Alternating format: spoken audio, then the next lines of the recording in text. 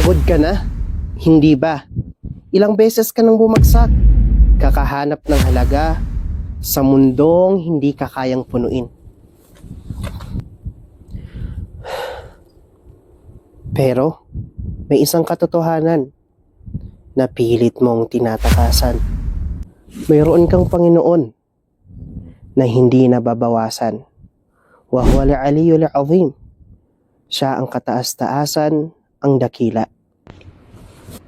Ang kahulugan ng pangalan ng Allah al-'Azim ay pangalang nagpapahiwatig ng kadakilaan at lakas. Ang Allah ay dakila sa kanyang sarili at dakila sa kanyang mga pangalan at katangian.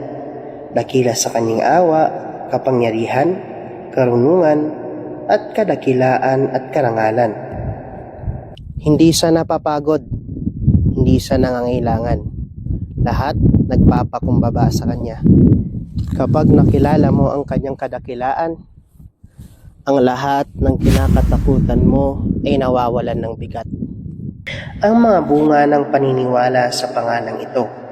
Ang sino mang naniwala sa pangalang Al-Azim ay magpapakumbaba sa kanya, magpapasaklaw at magpapababa ng sarili sa harap ng kanyang kadakilaan, kapangyarihan at pagmamahal, at mag-iisa sa kanya lamang sa pagsamba at itatakwil ang lahat ng katambal at kaagaw sa kanya. Pangalawa, ang naniwala sa pangalang Al-Azim ay magbibigay dangal sa mga utos at ipinagbabawal ng Allah.